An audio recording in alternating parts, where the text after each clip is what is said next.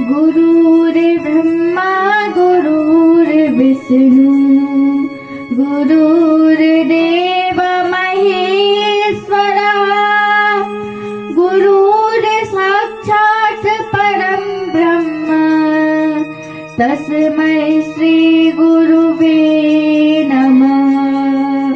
त्वमेव माता च पिता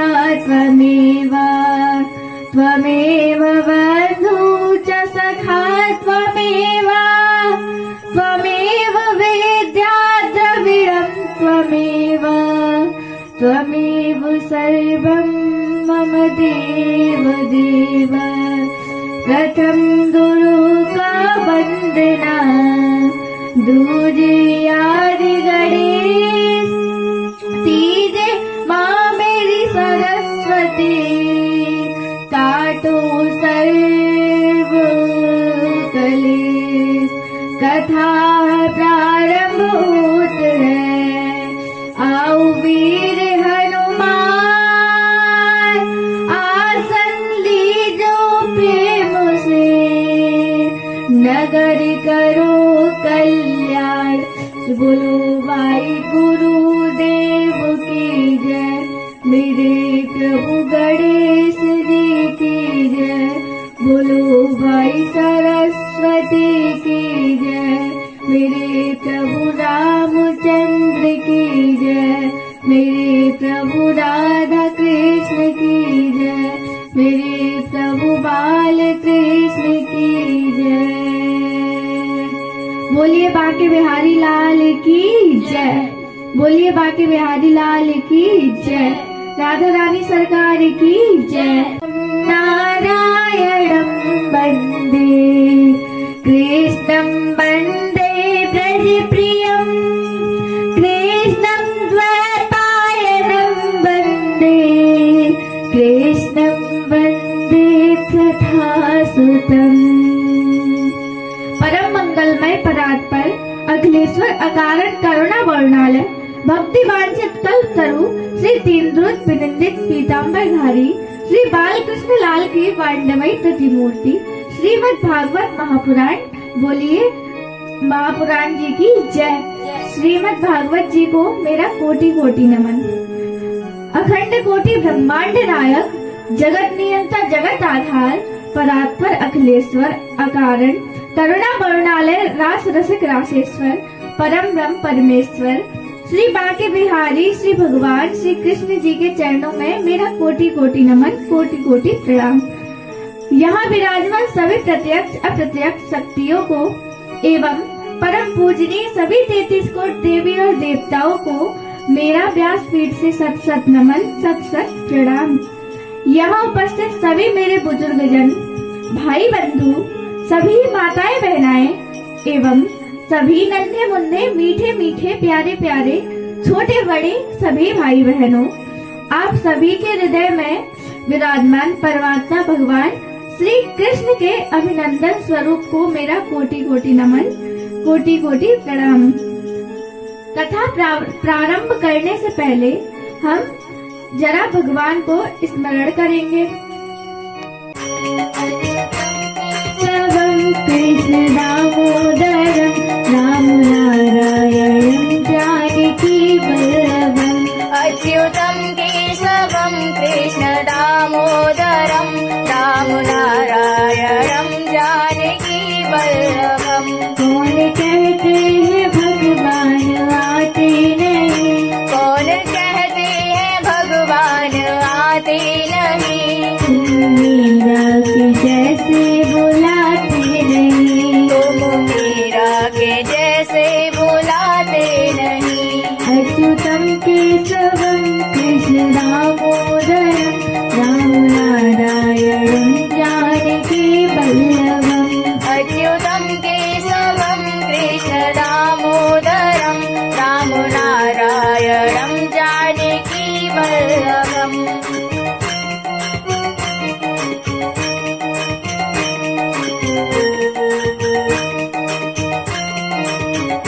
कौन कहते हैं भगवान खाते नहीं। कौन कहते हैं भगवान खाते नहीं।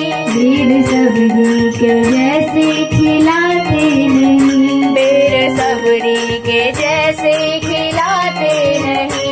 अच्युतम केशवम कृष्ण दामोदरम नारायणम जानकी वल्लभम। अच्युतं केशवं कृष्ण दामोदरं राम नारायणं जानकी वल्लभम्।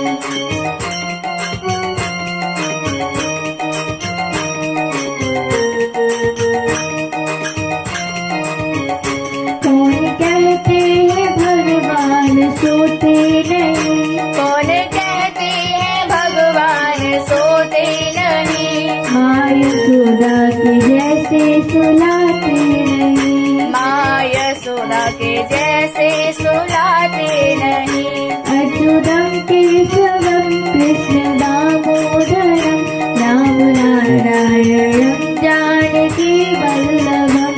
अच्युतं केशवं कृष्ण दामोदरं राम नारायणं जानकी वल्लभम्।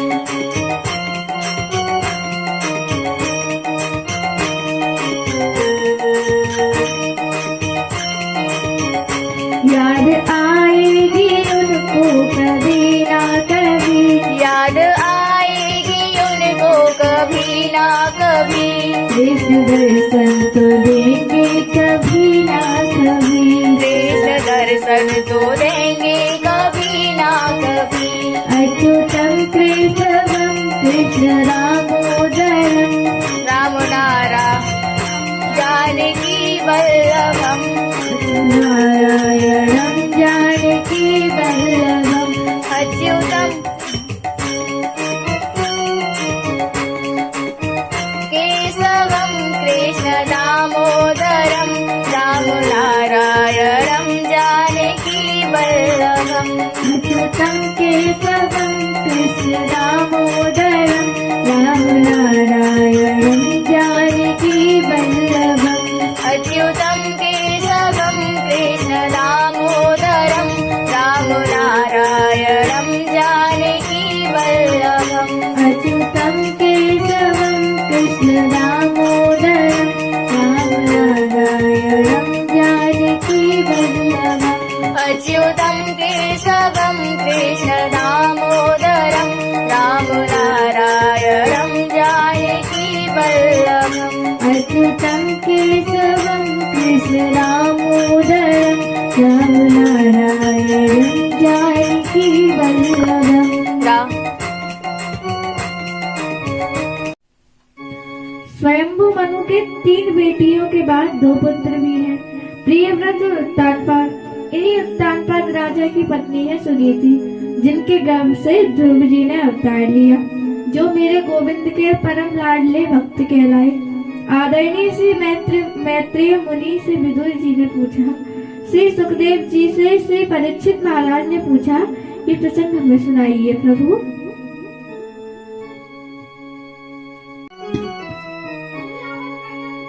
प्रिय व्रतोत्तान पादो सतरूपापते हसतो वासुदेवस्य कल्या रक्षाया जगतः स्थितो। प्रिय व्रत और उत्तानपाद 2 पुत्र हैं, दोनों भाई हैं। ये प्रसंग बहुत सुंदर है। उत्तानपाद का मतलब होता है अपने कर्म के द्वारा जिसका पैर समाज में ऊंचा है, जिसकी प्रतिष्ठा समाज में ऊंची है, उसे उत्तानपाद कहते हैं। राजा उत्तानपाद की पत्नी का नाम है सुनीति। शास्त्र कहते हैं न गृहम गृहमित्याहुः गृहिणी गृहमुच्यते। वास्तव में घर को घर नहीं कहते, बल्कि गृहिणी को ही घर कहते हैं। जिस घर में नारी का आदर है वहाँ देवता वास करते हैं। उत्तानपाद राजा अपनी पत्नी का बहुत सम्मान करते थे, बहुत आदर करते थे। उत्तानपाद राजा एक बार सुदूर प्रांत में भ्रमण करने गए और वहाँ एक राजा की पुत्री को देखा जिसका नाम है सुरुचि। सुरुचि के प्रति आकर्षण हो गया। सुरुचि के साथ गंधर्व विधि से विवाह कर लिया और बोले हमारे घर चलो देवी। राजा उत्तानपाद के घर सुरुचि आ गई। उसने घर में प्रवेश करते ही पूछा, ये कौन है स्वामी? राजा बोले, ये मेरी बड़ी पत्नी है सुनीति। सुरुचि बोली, ये यदि यहाँ रहेंगी तो मैं नहीं रहूंगी यहाँ, या तो इसे रखो या मुझे रखो। छोटी पत्नी के प्रति आकर्षण ज्यादा होने की वजह से राजा ने बड़ी पत्नी को त्याग दिया। ऐसा उसके मन में गलत भाव जागृत हुआ। छोटी पत्नी के सुनीति गर्भवती थी, एक पर्णकुटी में रहने लगी। वहां उसने सुंदर पुत्र को जन्म दिया। उस पुत्र का नाम है ध्रुव। कैसा अद्भुत बालक, होनहार विद्वान के लगत चीकने पात। होनहार वृक्ष के पत्ते बचपन से ही चिकने होते हैं। माता सुनीति ने मन में संकल्प किया, इस बालक को तेजस्वी, तपस्वी, मनस्वी बनाऊंगी। एक बात कहूँ, स्त्री चाहे तो घर को स्वर्ग बना सकती है, स्त्री चाहे तो घर को बैकुंठ बना सकती है, स्त्री चाहे तो घर को नरक का अड्डा भी बना सकती है सज्जनों। इसलिए हमारे वेदांत दर्शन में लिखा है, बालक की माँ ही सबसे बड़ी गुरु होती है। माँ चाहे तो बच्चे को संत बना दे, माँ चाहे तो बच्चे को ज्ञानी बना दे, माँ चाहे तो बच्चे को भक्त बना दे, और माँ चाहे तो बच्चे को जेब कतरा, चोर, डाकू भी बना सकती है। कहने का भाव, माँ चाहे तो बच्चे को कुछ भी बना सकती है। इसलिए माँ को चाहिए बच्चे को सुंदर शिक्षा दे। माता सुनीति जहाँ कहीं भी सत्संग में जाती, ध्रुव जी को अपने साथ ही लेकर जाती। जब ध्रुव जी 4 वर्ष के हो गए, एक बार एक संत ने सुनीति जी से कहा, बेटी हम तुम्हारी सेवा से बहुत प्रसन्न हैं, हम तुम्हारी सेवा से बहुत प्रसन्न हैं बेटी। आज वरदान मांगो, क्या चाहिए? जो मांगोगी वो मिलेगा। सुनीति बोली, क्या मांगू बाबा, मेरी कोई कामना नहीं है।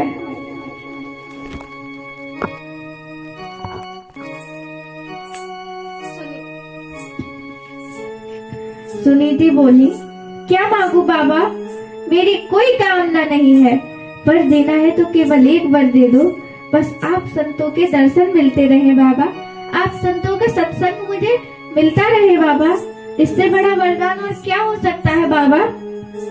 संतों ने कहा, नहीं बेटी, मैं मांगने को कहता हूँ, बेटी मांगो, कुछ तो मांगो। सुनीति बोली, तो ठीक है बाबा, पर ये वर दे दो, मेरी सौत है ना सुरुचि, उसके 4 वर्ष से पुत्र नहीं हुआ, उसके अभी बालक भी नहीं हुआ, आप आशीर्वाद करें उसके घर भी एक पुत्र हो जाए।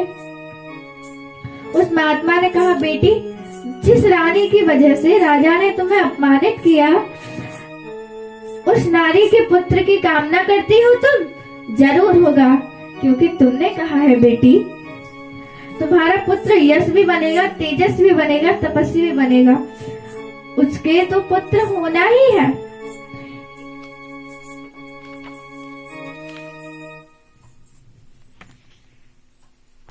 एक दास रोचे पुत्र कामा, रोष्य लाल्यन्,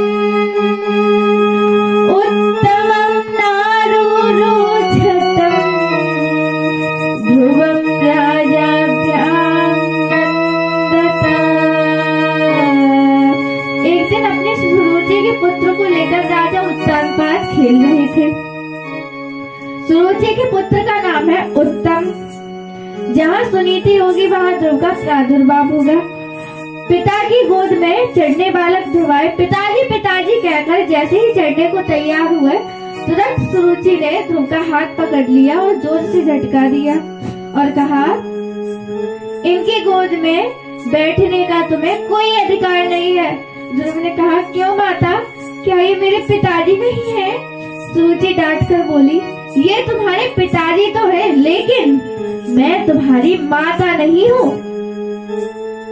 इस गोद पर बैठने के लिए इनका पिता होना आवश्यक नहीं है ध्रुव। जितना मेरा माँ होना आवश्यक है। ओहो, क्या समझाऊं तुम्हें।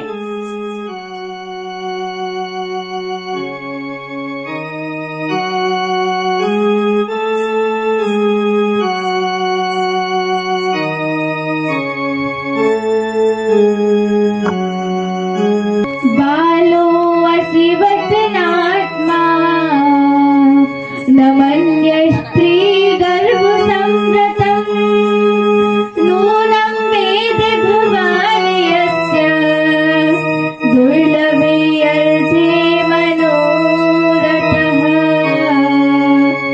दूसरी स्त्री के गर्भ से जन्म लिया है तुमने, इसलिए इस गोद पर बैठने का तुम्हारा कोई अधिकार नहीं है ध्रुव, कोई अधिकार नहीं है।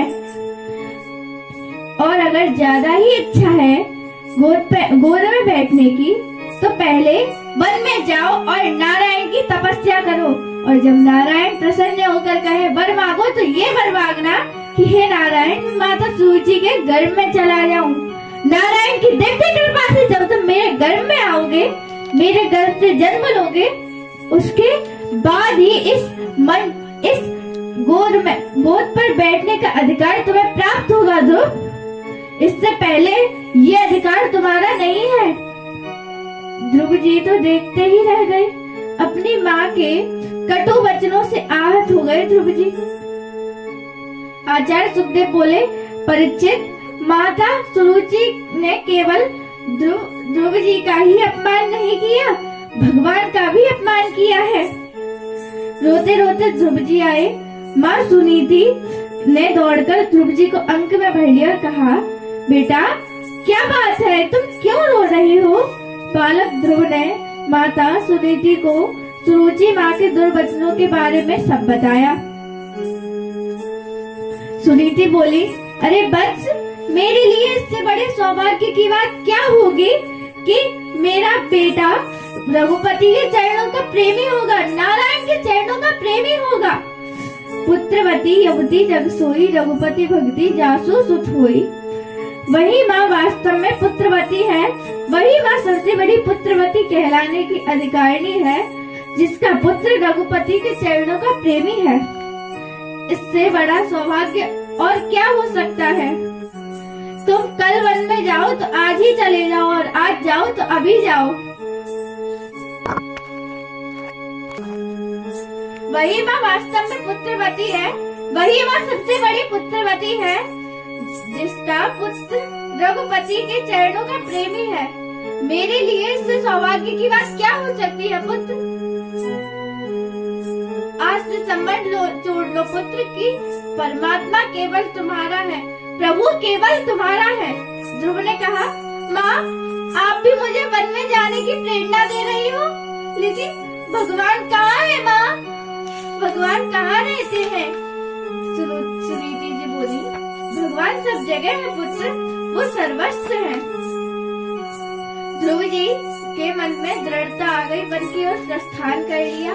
लेकिन शास्त्र कहते हैं, गुरु बिन भव निधि तरई न कोई, गुरु बिन भव निधि तरई न कोई, जो विरंच शंकर सब कोई, जो विरंच शंकर सब कोई।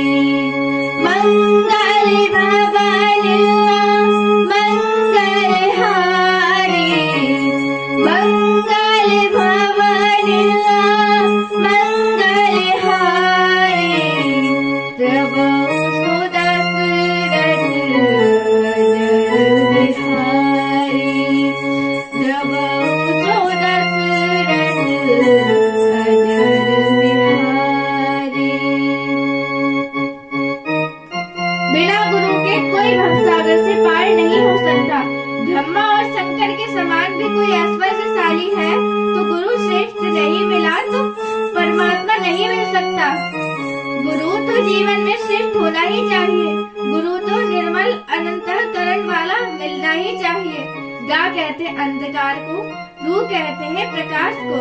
हमारे हृदय से अज्ञान रूपी अंधकार को निकालकर जो ज्ञान रूपी प्रकाश भर दे उसी को गुरु कहते हैं। ध्रुव जी महाराज अपने मन में संकल्प तो कर लिए हैं, मेरा कोई गुरु नहीं है, बिना गुरु मुझे मार्ग कौन बताए। ध्रुव जी ये सोच रहे थे। मन में अभिलाषा जागी, मैंने आपसे, तभी नारद जी सामने आ गए। मैंने आपसे कहा था नारम ज्ञानम ददाति इति नारदः, जो ज्ञान देता है उसी को नारद कहते हैं। नारद जी ने ध्रुव जी को देखा, ऐसा शिष्य मिल जाए तो भाग्य की बात है, पर देखना पड़ेगा कच्चा है कि पक्का है। संत नारद जैसे ही ध्रुव जी के पास पहुँचे, ध्रुव जी ने नारद जी के चरणों में साष्टांग प्रणाम किया। मन में कहा, पहली से ही मजबूत है। संत को देखते ही प्रणाम किया। नारद जी ने पूछा, किसके पुत्र हो, कहाँ जा रहे हो। ध्रुव जी ने कहा, हम उत्तानपाद के पुत्र हैं, वन में जा रहे हैं भगवान को प्रकट करने। नारद जी झूठे को हंसे और बोले, वन में भगवान नहीं रहते, बब्बर शेर रहता है, नाश्ता कर जाएगा तुम्हारा, पता भी नहीं चलेगा, जाओ लौट जाओ, बड़े आए भगवान को प्रकट करने वाले। ध्रुव ने कहा, मेरी माँ कहती है कि बब्बर शेर में भी परमात्मा है, वो सब जगह है। नारद जी ने कहा, ठीक है, लेकिन भूख लगेगी तो कितनी बार भोजन करते हो बोलो। ध्रुव जी ने कहा, कभी 4 बार, कभी 5 बार, कुछ ठीक नहीं कह सकता। मेरी माँ मुझे गोद में बैठा कर खिलाती है, तभी करता हूँ। तो नारद जी ने कहा, यही तो कहता हूँ, लौट जाओ, वन में तुम्हारी माता जी थोड़ी खिलाने आएंगी भोजन। ध्रुव जी ने मुस्कुराकर कहा, मेरी माँ कहती है जब दांत नहीं तब दूध दिए, जब दांत नहीं तब दूध दिए, अब दांत दे कछु और भी देगा। मेरी माँ कहती है कि जब बालक जन्म लेता है तो उसके दांत नहीं होते, उसके दूध की व्यवस्था परमात्मा करते हैं। बच्चा जब जन्म लेता है, मातृ स्तनों में दूध पहले आ जाता है, उस परमात्मा को सबकी चिंता है। जब दांत नहीं तब दूध दिया, अब दांत दिए हैं तो अन्न की व्यवस्था भी भगवान ही करेंगे। नारद जी ने दौड़कर ध्रुव जी को गले लगा लिया और कहा, बेटा मेरी बात तो सुनो, मैं नारद हूँ। ध्रुव जी बोले, नहीं आप नारद जी तो नहीं हो सकते, नारद भगवान से मिलाते हैं। नारद जी बोले, बेटा मैं तुम्हारी परीक्षा ले रहा था। बेटा आनंद की बात है, तुम परीक्षा में सफल हो चुके हो, निष्ठा परमात्मा के चरणों में है तुम्हारी, मुझे बहुत प्रसन्नता है पुत्र। वन में तुम्हें जाना ही चाहिए, लेकिन तुमने कोई गुरु बनाया। ध्रुव जी बोले, आपसे बड़ा गुरु और कौन हो सकता है, मुझे क्षमा करना, क्रोध में आकर पता नहीं मैंने क्या क्या कह दिया। नारद जी ने ध्रुव जी के कान में गुरु मंत्र दिया और कहा, बेटा सीधे वन की ओर जाओ, वृंदावन की बगल में एक सुंदर जगह है, वहाँ जाकर तुम अपनी तपस्या करो। यदि तुम्हें गोविंद को प्राप्त करना है तो पहले मन को जीतना, फिर मन को जीतने तो पहले रसना को जीतना, मधुवन में जाकर यमुना स्नान करना, जीभ पर काबू पाना, धीरे धीरे जीभ को बस में करना। बेटा फल खाकर भजन करना, पत्ते खाकर भजन करना, मुझे पूरा विश्वास है कि गोविंद तुमको जरूर मिलेंगे। ओम नमो भगवते वासुदेवाय। ध्रुव जी ने आकर यमुना स्नान किया, स्नान करके आचमन किया, एकांत जगह देखकर वट वृक्ष के नीचे एक पैर से खड़े हो गए और ओम नमो भगवते वासुदेवाय।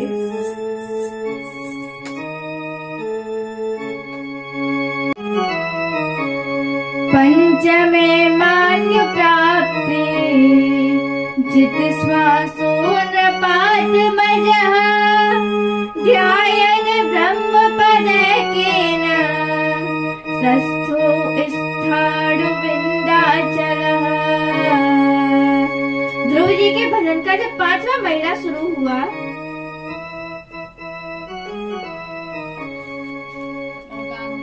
के प्राण पुकारे रहे, जगदीश हरे जगदीश हरे। निर्बल के प्राण पुकारे रहे, जगदीश हरे जगदीश हरे।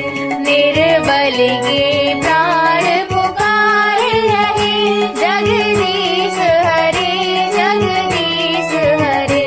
निर्बल के प्राण पुकारे रहे, जगदीश हरे जगदीश हरे।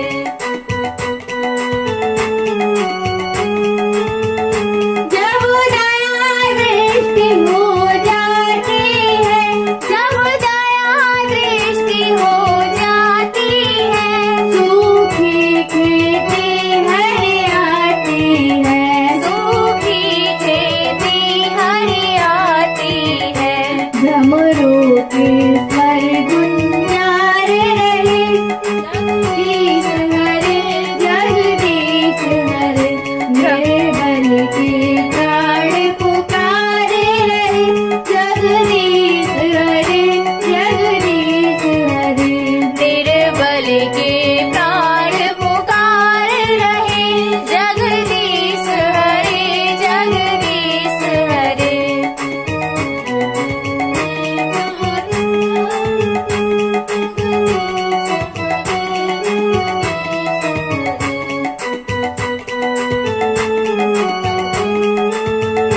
आकाश हिमालय सागर में, आकाश हिमालय सागर में, पृथ्वी पाताल चराचर में, पृथ्वी पाताल चराचर में। सांसों के स्वर गुंजारे रहे, जगदीश हरे जगदीश हरे।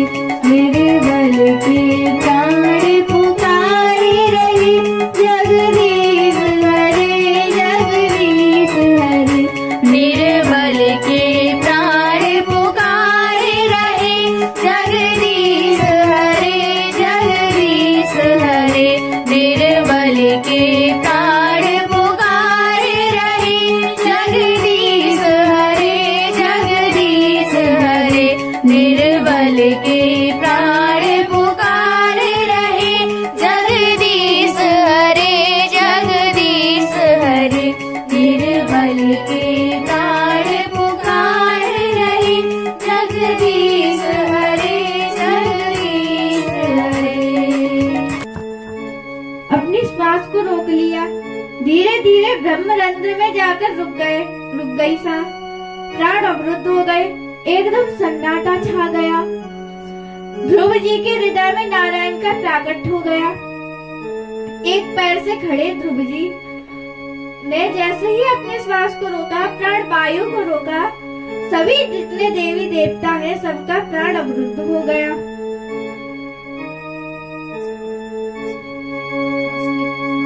नैवं विदामो भगवन् प्राणिरोधं चराश्चखिलस्थावनः विदेहि तन्नो प्रकीनात्यमोक्षम् प्राप्ता वयं त्वमानुसरणं शरणयम्। हमें बचाइए भगवान, हमारे प्राण अवरुद्ध हो रहे हैं। हम जानते नहीं। प्रभु ने कहा, देवताओं डरो नहीं, मेरा नन्हा सा भक्त मेरी समाधि में है। वो इतना ध्यान मग्न हो चुका है, इतना ध्यान अस्त हो चुका है कि उसके प्राण अवरुद्ध हो चुके हैं। मैं अभी जाकर उसे दर्शन देता हूँ, आपकी श्वास भी चलने लग जाएंगे। भगवान ने गरुड़ को तैयार किया और ध्रुव जी को दर्शन देने चले गए। आंखों के सामने जैसे ही वो झांकी खड़ी हुई, ध्रुव जी घबराए और हड़बड़ाकर आंखें खोल ली। वही नारायण भगवान सामने खड़े हैं। नारायण भगवान की जय। जैसे ही नारायण का दर्शन हुआ, उनका प्राण फिर से संचरित हो गया। समस्त देवताओं का श्वास संचरित हो गया। आदरणीय सुखदेव जी कहते हैं, परीक्षित एक बार आंखें बंद कर इस दृश्य को देखो। अपने हृदय में इस दृश्य को उतारो। नन्हा सा 7 वर्ष का बालक भगवान के सामने खड़ा है। चतुर्भुज नारायण भगवान के सामने ध्रुव खड़ा है। कितनी सुंदर झांकी है, कितना मनोरम दृश्य है।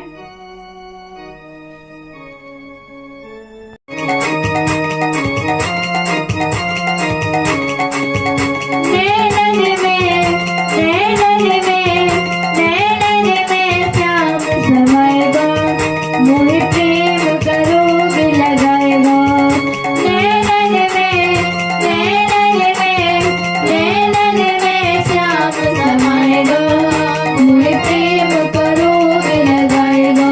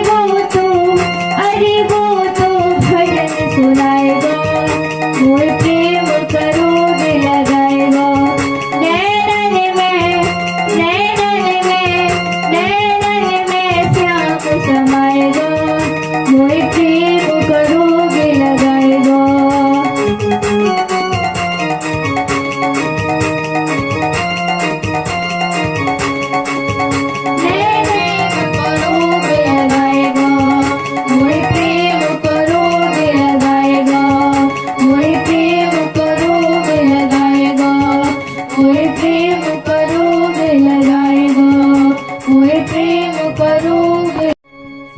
सतं विवक्षन्तमेद्विवं हरि ज्ञात्वास्य सर्वस्य चारिदिवस्थिः कृताचलीं भ्रन्येरितं पुरान् स्पर्श बालं कृपया कपूली। ध्रुव जी बोलना तो चाहते हैं लेकिन बोलना आता नहीं। क्या बोले, कैसे बोले?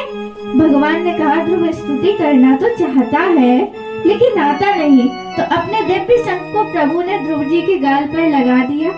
जैसे ही शंख को गाल पर लगाया वेद वेदांत का संपूर्ण ज्ञान ध्रुव जी को हो गया और वो बोले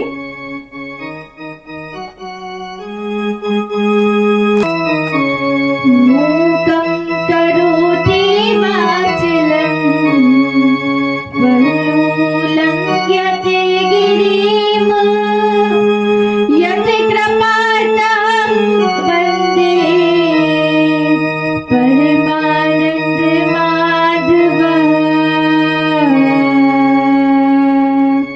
परमात्मा की कृपा का अनुभव करो, उसकी कृपा बरस रही है। हम उसे कितना ले सकते हैं ये हमारी श्रद्धा के पात्र पर निर्भर करता है। ध्रुव जी की निष्ठा अद्भुत है क्योंकि ध्रुव का अर्थ होता है निष्ठा, ध्रुव का मतलब होता है अविनाशी, ध्रुव का मतलब होता है निश्चयात्मक बुद्धि, ध्रुव का मतलब होता है दृढ़ निश्चय। आदरणीय सुखदेव जी महाराज कहते हैं श्री परीक्षित को वर्णन कर रहे हैं, मैत्रेय मुनि विदुर जी को प्रसंग सुना रहे हैं। वही बात परीक्षित को कह रहे हैं सुखदेव जी और सुखदेव जी परीक्षित से कह रहे हैं। वही प्रसंग सूत जी शौनक ऋषियों को सुना रहे हैं। श्री ध्रुव जी कहते हैं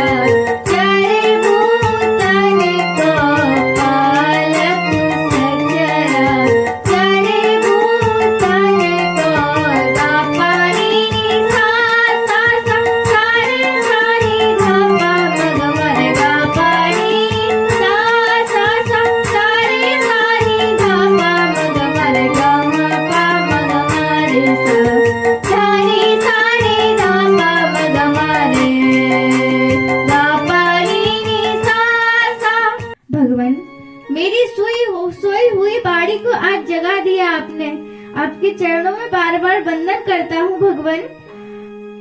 जो जनही ताही देहु जनाही, जानत तुम ही है जाही। ओवा दारू जो सिद्ध की नाई, सभी नचावत राम गुसाई। परमात्मा को जानने वाला परमात्मा हो जाता है। लाली मेरे लाल की जब देखूं तित लाल, लाली देखन मैं गई मैं भी हो गई लाल।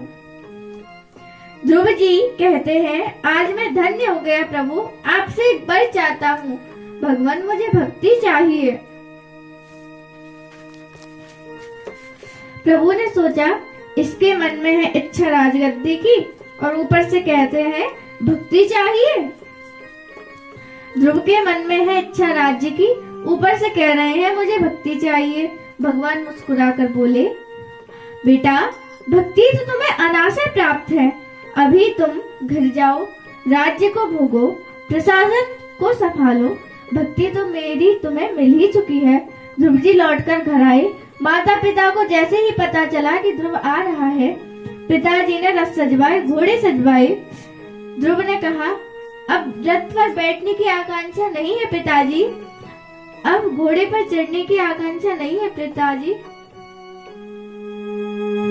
तृणादपि सुनिचेन तरुरिभुसहि सुनूना, अमानिना मानदेन कीर्तनीय सदा हरि। जा पर कृपा राम की हुई, ता पर कृपा कर ही सब कोई। ध्रुव जी ने सर्वप्रथम महल में प्रवेश करते ही अपनी सौतेली माँ के चरणों में प्रणाम किया। परमात्मा से मिलाने की प्रेरणा देने वाला भी शत्रु भी सबसे बड़ा मित्र होता है। उसके बाद ध्रुव जी ने अपने पूज्य पिताजी को प्रणाम किया और माता सुनीति के चरणों में गिरकर ध्रुव जी रोने लगे और कहने लगे, माँ आप जैसी माता परमात्मा सबको दे, आप जैसी माँ भी मिलना कम सौभाग्य की बात नहीं है। माँ श्रेष्ठ प्रारब्ध का स्वरूप है। अपनी माँ के चरणों में प्रणाम किया। राजा उत्तानपाद ने ध्रुव को अंक में भरकर कहा, बेटा अब जीवन का कोई भरोसा नहीं, अब तो वन में भजन करने जाना चाहता हूँ। ध्रुव जी को राज्य गद्दी पर अभिषिक्त करके राजा उत्तानपाद वन की ओर चले गए। बोलिए बांके बिहारी लाल की जय।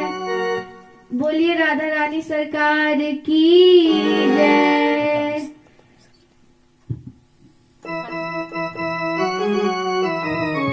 कथा विसर्जन होत है, जाओ वीर हनुमान। जो जन जहाँ से आए हैं, तह तह करूं बयान। सियावर रामचंद्र की जय, पवन सुत हनुमान की जय, उमापति महादेव